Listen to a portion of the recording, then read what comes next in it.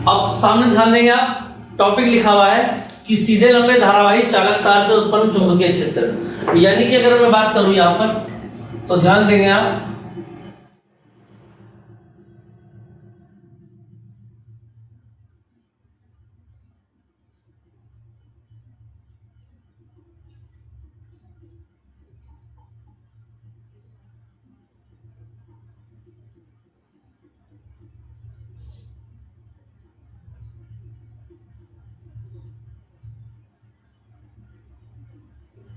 L लंबाई का एक तार है, समझ में आ पा रही है बात?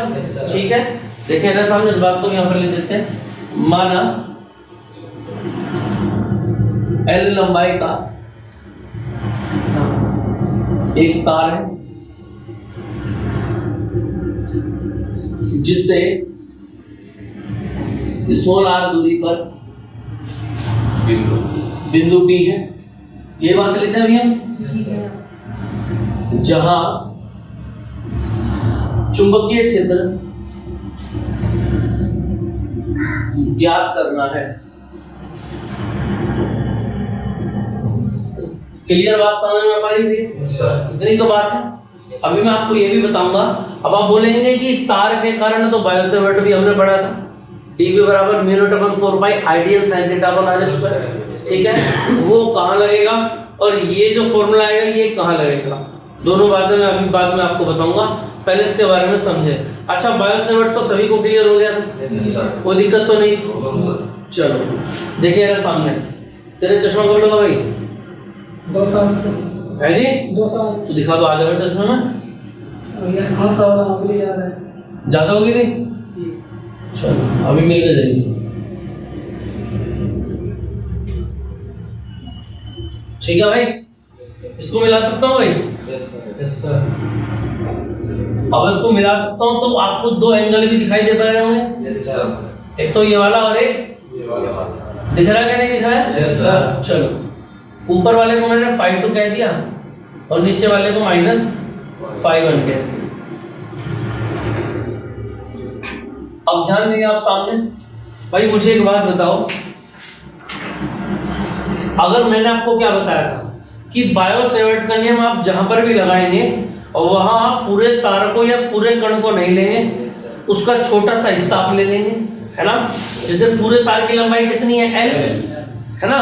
तो अब आप क्या करेंगे यहाँ पर एक छोटा सा अल्पांश लेंगे जिसका नाम क्या रख दिया मैंने? DL रख दिया। दिख रहा है सभी को? इस सवाल के अंदर डायग्राम ही इंपॉर्टेंट है, जिसने डायग्राम गलत कर दिया वो जिंदगी में कभी आंसर नहीं ला पाएगा, इसका ध्यान रखना, इसलिए डायग्राम पे मैं इतना टाइम दे रहा हूँ, ठीक है? अब देखो जरा, इसका नाम भी रखना पड़ेगा, इसको M कह दिया और इसको N कह दिया, कोई दिक्कत किसी को? क्लियर बात समझ में आ पा रही है?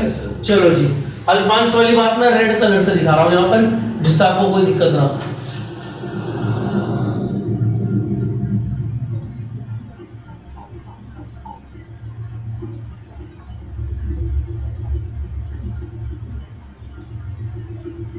आई बात समझ में भी है? yes, अरे दिख रही है सभी को? yes, sir. अब एक एंगल और दिखाई दे रहा होगा आपको बीच में, देखो किसके कारण बना ये एंगल? छोटे से अल्पांश DL के कारण, है ना? तो एंगल भी कैसा होगा? छोटा सा होगा। तो एक काम कर लेते हैं, इस एंगल का नाम रख देते हैं हम DL, सॉरी D5, क्या रख देते हैं? 5 में चल रहे हैं ना सारे एंगल, फिर दोबारा सुन लेंगे। ऊपर का कंप्लीट एंगल ϕ2 ले लिया, नीचे का कंप्लीट एंगल -ϕ1 रख लिया, ठीक है? और बीच वाला जो ये बना अल्पांश के कारण, उसका नाम क्या रख दिया मैंने? D5 रख दिया। इतनी बात क्लियर सभी को? yes, sir. अब यहाँ से आगे देखेंगे आप, ये समझ में आ गया? yes, चलो जी, देखना जरा सामने ध्यान से, एक काम कर लेते हैं हम यहाँ पर,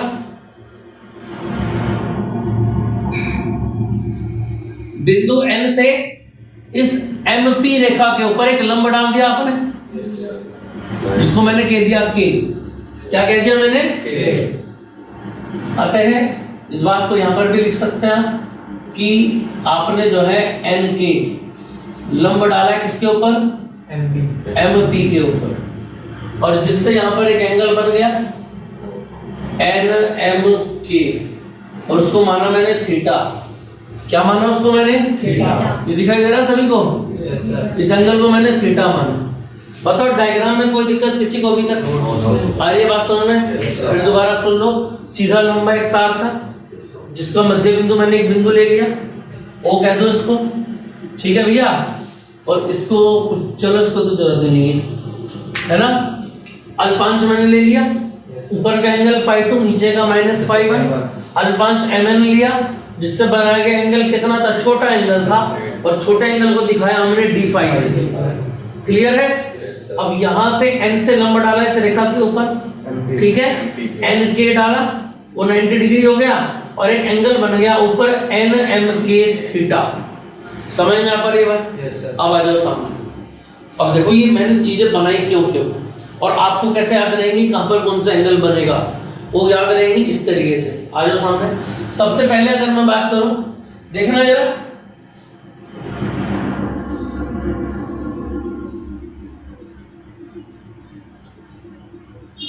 सबसे पहले तो एक काम कर लेते हैं। देखो जरा, बायो-सेवर्ट के नियम से भैया बताना जरा, डीबी बराबर क्या बनता है फॉर्मूला? μ/4 पाई आइडियल साइन थीटा। भाई थीटा का मान तो नहीं है कुछ यहाँ पे, तो थीटा ही रहेगा। समझ पा रहे हैं बात को? और नीचे कितना आएगा?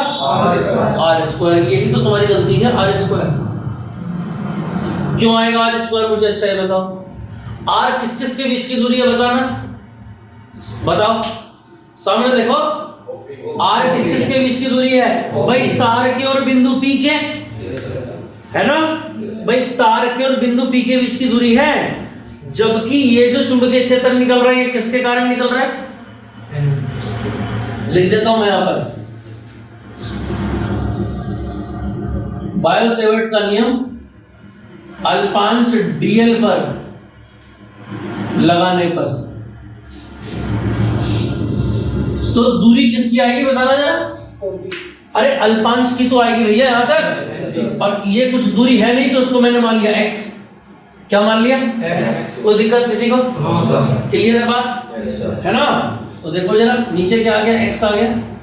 इक्वेशन नंबर क्या बन गई? 1। इससे आगे तो कुछ नहीं कर सकता मैं इसमें। आ रही बात समझ में? अब आगे क्या करेंगे देखो जरा।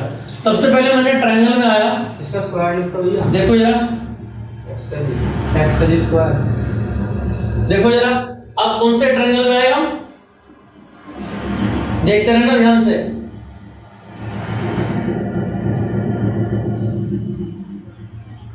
इन ट्रायंगल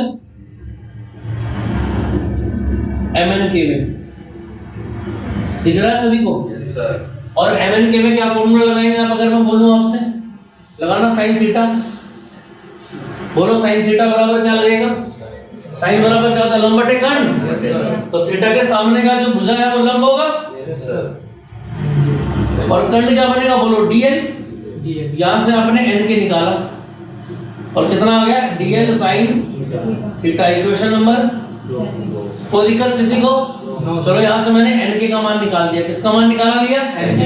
अब ऐसे ट्रायंगल में आ जाओ आप NK और P में। दिख रहा है सभी को? Yes sir. देखना, NK P सभी को दिख रहा है ना? Yes sir. चलो अब देखो जरा, ये एक समकोण त्रिभुज है। अरे n ये 90 डिग्री बन रहा है ना, इधर तो इधर भी 90 होगा। Yes sir. ये समकोण त्रिभुज है ना? Yes sir. तो समकोण त्रिभुज में मैं एक फॉर्मूला लगा सकता हूं अगर मैं बोलूं तो।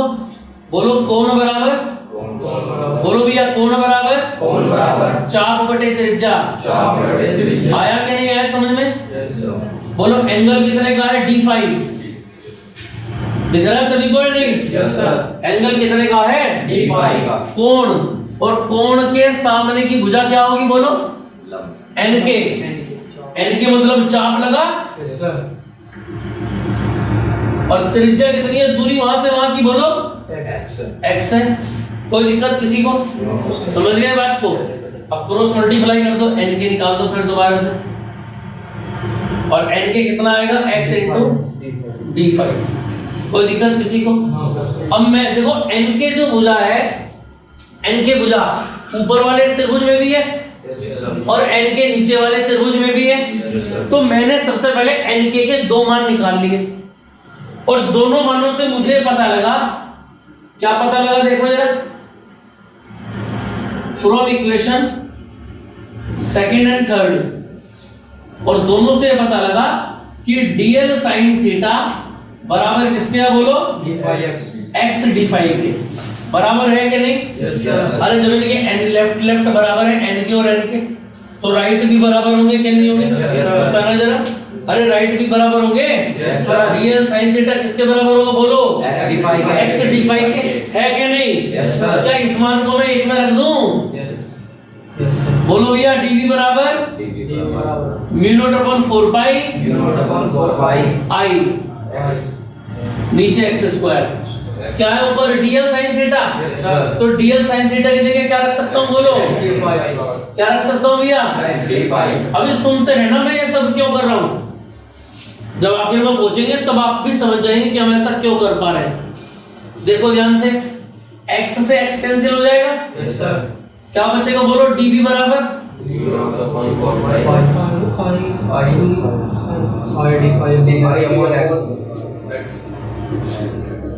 कोई दिक्कत भैया?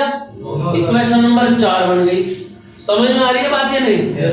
क्लियर है बात? चलो अब यहाँ सवाल में समझने वाली बात यह है कि सवाल दो तरफ को भागा जा रहा है, एक तो x की तरफ को और एक फाई की तरफ को, यही तो है। अच्छा ये db क्या है? इस छोटे से अल्पांश mn के कारण उत्पन्न चुंबकीय क्षेत्र, जबकि मुझे किसके कारण निकालना है? पूरे तार के कारण। तो मैंने आपको बताया था जब किसी छोटी सी चीज को बड़ा करना हो तो क्या करेंगे आप, उसका समाकलन कर देंगे। याद रहेगी बात या नहीं? याद रहेगी बात? क्लियर है बात? तो छोटे से अल्पांश को अगर बड़ा करना हो तो क्या करेंगे, उसको समाकलन। इसको आगे कर ले बेंच को भाई, ये भी मैं बताऊंगा। क्या है, पंखे के नीचे आ जा।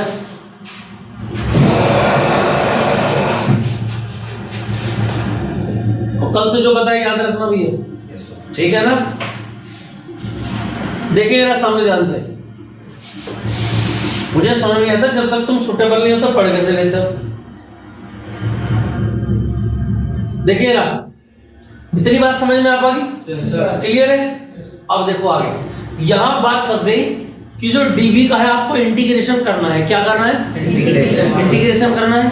अब इंटीग्रेशन जब होगा तो इंटीग्रेशन में एक ही तरीका आपका होना चाहिए, क्या कि या तो पूरा का पूरा सवाल आपका फाई में हो जाए या पूरा का पूरा सवाल आपका x में हो जाए। चलो करते हैं इसका कुछ, इस वाले x का देखते हैं कुछ कर सकते हैं क्या, क्योंकि ऊपर तो d फाई आ गया और dx तो कुछ है ही नहीं पूरे सवाल में। अरे dx थोड़ी है कुछ पूरे सवाल में, हमने सारी की सारी लिमिट फाई में ले रखी है शुरू से ही।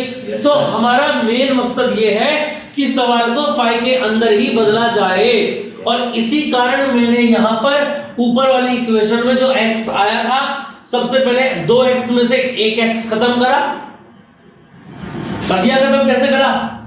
अब एक बचा हुआ, अब इसको भी उड़ाओ। कैसे उड़ाओगे? देखो सामने आ जाओ। x कौन से त्रिभुज में आ रहा है बताना जरा, बोलो भैया। OPN है कि नहीं? अरे OPN में है कि नहीं?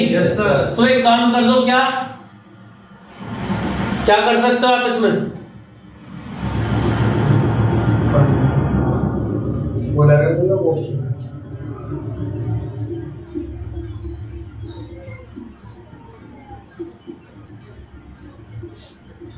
इसमें एक काम कर लो आप भाई, अगर मैं cos थीटा लगाऊं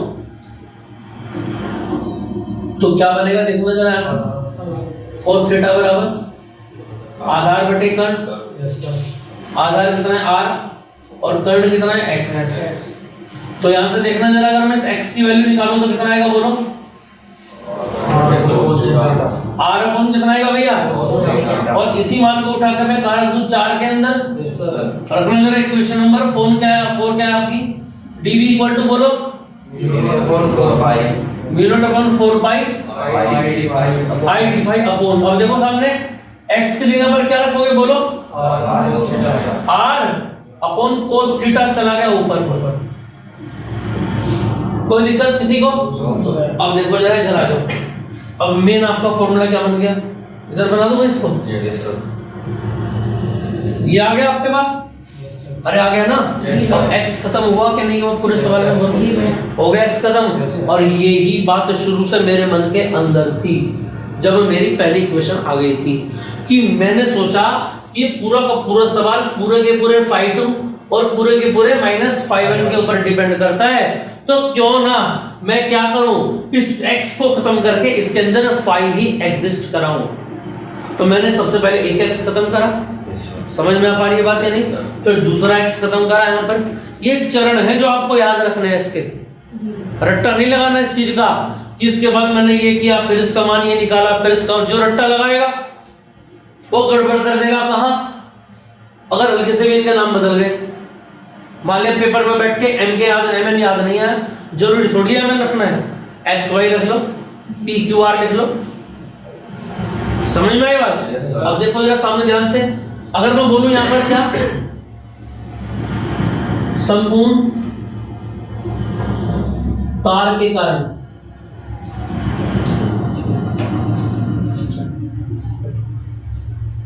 बोलो जरा, dv का हो जाएगा क्या नहीं हो जाएगा? लिमिट भी आपके सामने है, तो phi1 तो नीचे रहेगी और phi2 कहां रहेगी बोलो? भाई ज्यादा से ज्यादा कहां तक जा सकता है? phi2 तक। और कम से कम कितना जा सकता है? phi1 तक। तो नीचे वाली लिमिट नीचे रहेगी, अपर लिमिट अपर रहेगी। समझ गए? देखना जरा सामने ध्यान से, माइनस का phi1 और ऊपर phi2, dv का मान रखो यहां पर v0/4 pi I d phi। एक काम करो cos थीटा को अंदर लो, d phi को बाहर कर दो, और ऊपर क्या आ गया r। क्लियर है कि नहीं? अरे आ रही है बात समझ में कि नहीं आ रही? क्लियर है इतनी बात? चलो जी, अब देखो जरा यहाँ से, अगर मैं बोलूं आपको, दिखाई दे रहा भाई यहाँ पर है? तो यहाँ से क्या बनेगा देखना जरा, b बराबर, बताओ जरा कांस्टेंट क्या क्या है इसमें, बताना जरा एक बार है जी। 4 pi और r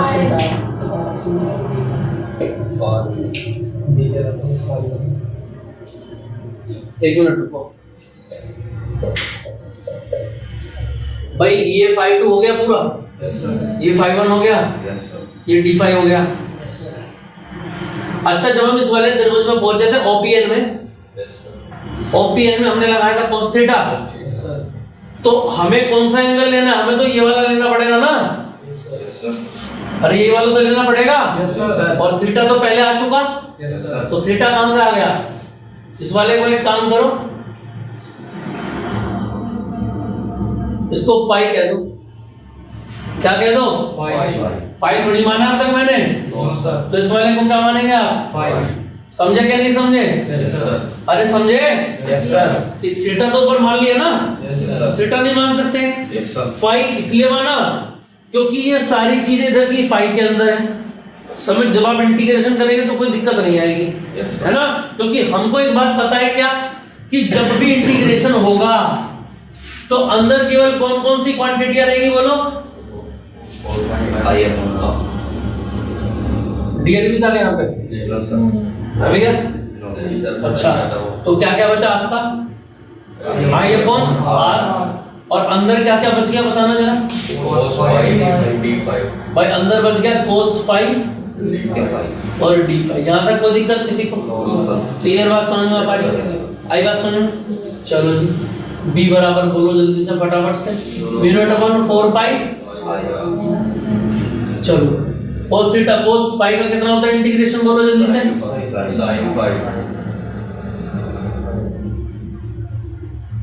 होता है कि नहीं? बताओ। लिमिट ऐसी की ऐसी रहेगी, कोई दिक्कत तो नहीं है। एक काम करो जरा, इधर आ जाओ, b बराबर v0/4 pi I upon r। देखना जरा भाई, सबसे पहले अपर लिमिट भरोगे phi2, माइनस लगाओगे अपने पास से। अब ये लोअर लिमिट भरोगे sin phi1, और कैसा रखोगे? माइनस का, माइनस आ गया बाहर, समझे या नहीं? Yes, sir. भाई एक माइनस तो दोनों लिमिट के बीच में आप अपना लगाओगे, Yes, sir. और एक जब phi1 रखोगे अंदर तो यहाँ से निकल के आएगा, Yes, sir. तो पूरा का पूरा क्या बन गया? ये एक फॉर्मूला बन गया। क्या बन गया भैया? एक फॉर्मूला बन गया सीधे लंबे तार के कारण। कब? जब आपको दो एंगल दे रखे हो, phi1 भी और phi2 भी। ना दे रखे हो तो बायोसेवर्ट है आपके पास। आ रही है बात समझ में? जब एक आधा क्वेश्चन करेंगे तो आपको और अंदाजा हो जाएगा कि कहां पर बायोसेवर्ट लगाना है और कहां पर आपको ये लगाना है। समझ में आ पा रही बात? अब दूसरी बात समझें क्या है। देखो एक नोट में लिखा रहा हूं जिसकी जरूरत आपको क्वेश्चन के अंदर पड़ेगी, और नोट ये कहता है क्या कि यदि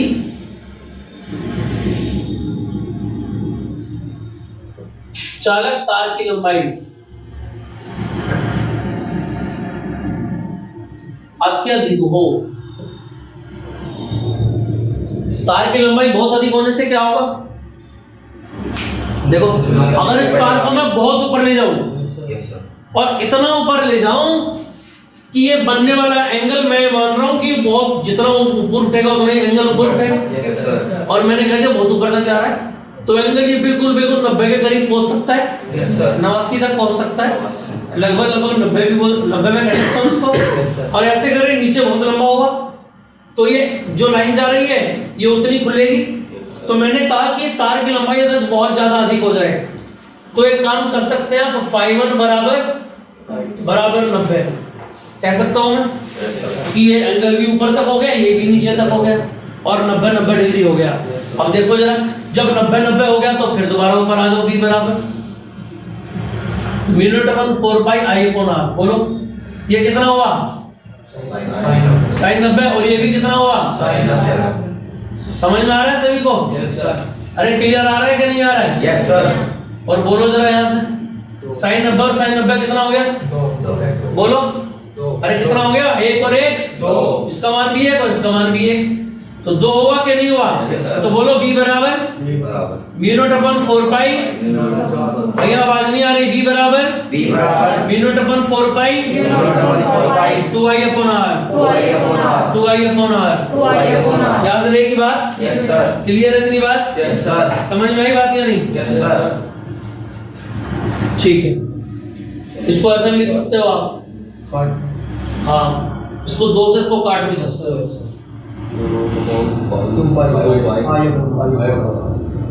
इस वाले को ही याद रखें, इसको याद न रखें।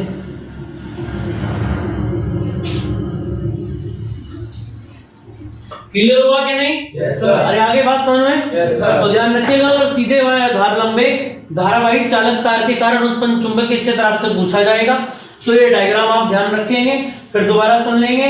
सबसे पहले एक लंबा तार लेंगे जिससे r दूरी पर बिंदु P आपने ले लिया, फिर आपने एक अल्पांश लिया mn, क्योंकि अल्पांश पर ही बायोसेवर्ट लगा सकते हो, इसके अलावा तो कोई नियम है नहीं अपन के पास बायोसेवर्ट लगाने का। तो आपने क्या करा, इस mn से दोनों रेखाओं को मिलाया, कंप्लीट एंगल phi2 माना, नीचे का कंप्लीट -phi1 माना, और अल्पांश ने जो बीच वाले बिंदु को मिलाया इसका एंगल छोटा सा एंगल d5 माना हमने, और सबसे आखिरी वाला एंगल क्या मान लिया? phi1। समझ में आई? डायग्राम इसी तरीके से बनाना जो कॉपी में साफ साफ दिखाई दे आपको, क्योंकि डायग्राम की ही वैल्यू है इस क्वेश्चन के अंदर। हमने सबसे पहले बायोसेवर्ट से फॉर्मूला निकाला, फिर सवाल के अंदर x आ रहा था तो मैंने x को हटाया, फिर x की जो एक घात बची हुई थी उसको भी हटाया, फिर x के मान को भी हटाया cos फाई लगा के इस छोटे वाले त्रिभुज में, और यहां से बायोसेवर्ट निकाल के आ गया कि b बराबर μ/4 पाई I/r sin phi1 plus sin phi2। इतनी बात क्लियर? इसको कॉपी करें जल्दी से, पहले डायग्राम बनाए बहुत साफ साफ और उसके बाद इसको कॉपी करें।